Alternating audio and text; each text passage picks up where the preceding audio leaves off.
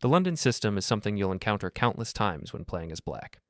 Many players are drawn to it because of its simplicity.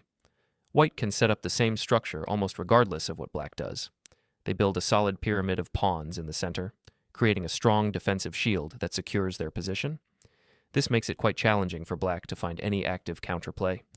The main advantage for white is, again, its simplicity. They only need to memorize one setup instead of learning numerous variations.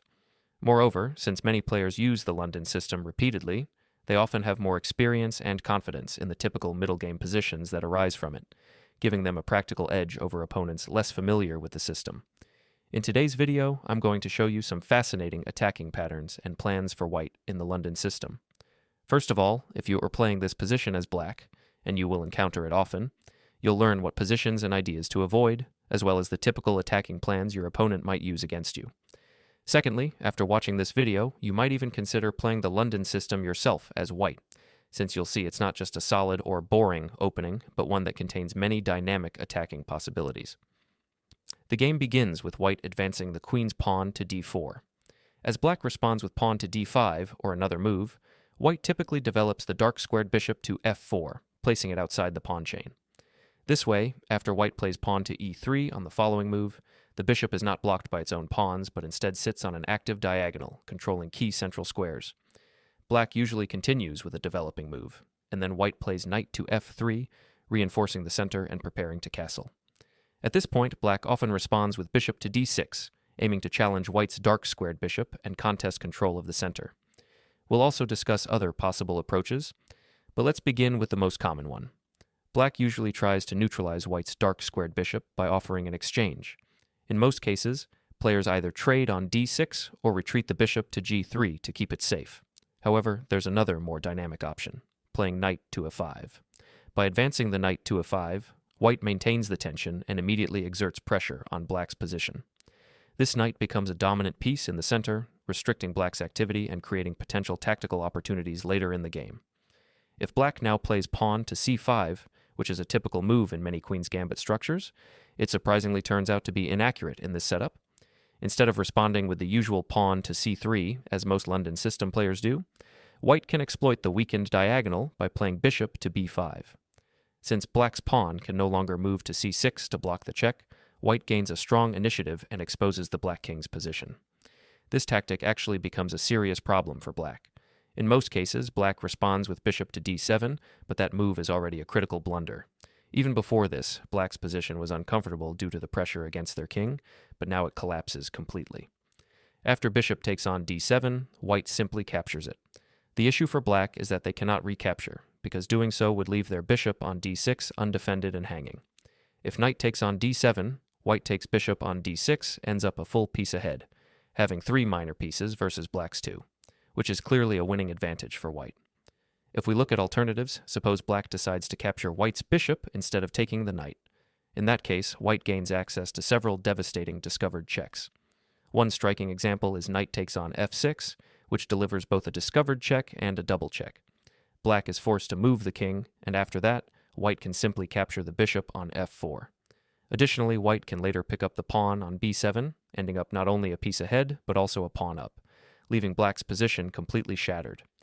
Now we know that playing pawn to c5 while the king is still in the center can be risky, because white can immediately respond with bishop to b5, putting pressure on the position right away. But what if your opponent plays more carefully and castles first? After black castles kingside, white continues with bishop to d3, and then black plays the typical pawn to c5. In this case, as in many London system structures, it's strongly recommended that white plays pawn to c3.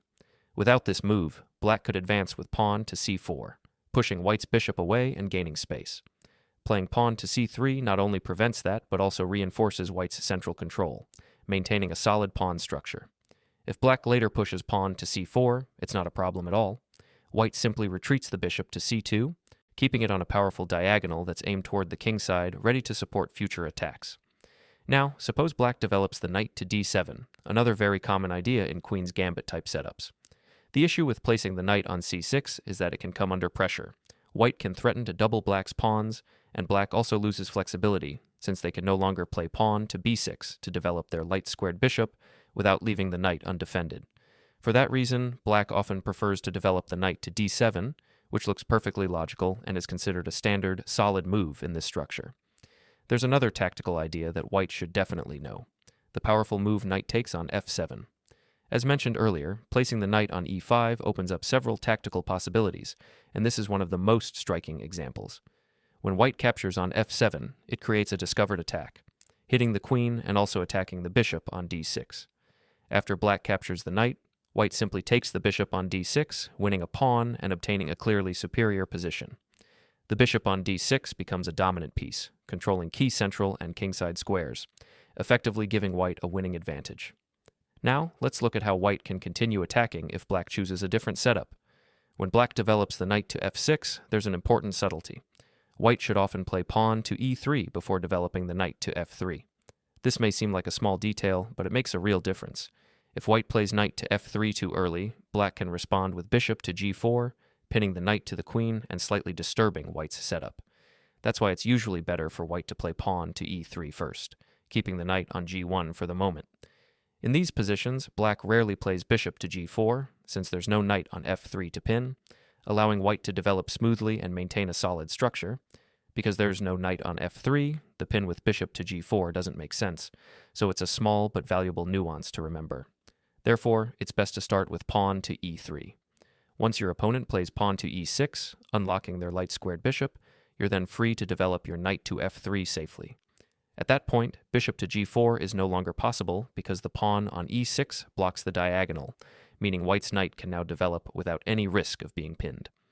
In the previous variation, we looked at black playing bishop to d6, offering an exchange of bishops, and we discussed how white can respond with knight to e5 to keep the position dynamic and full of tactical opportunities. But what if black chooses a different, more solid approach with bishop to e7 instead? This move is also perfectly standard and safe. In this case, white simply continues with the usual London system setup. You develop the bishop to d3, strengthening control over the center and preparing for kingside play. If black responds with pawn to c5, as we've seen before, white calmly plays pawn to c3 to support the center and maintain flexibility.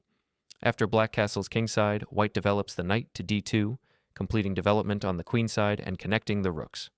At this stage, black will need to find a way to bring their queenside pieces, the knight and bishop, into play to finish development. For example, if black plays pawn to b6, preparing to fianchetto the light-squared bishop, white can switch to an aggressive plan. In some cases, it's effective for white to delay castling and keep the king in the center for a few moves, preparing a pawn push on the king side to launch an attack. A key idea here is the move knight to e5, a standard and powerful maneuver that marks the start of white's offensive. After that, white can perform an unexpected queen lift. For instance, moving the queen to h3, suddenly aiming at the h7 pawn and creating immediate threats.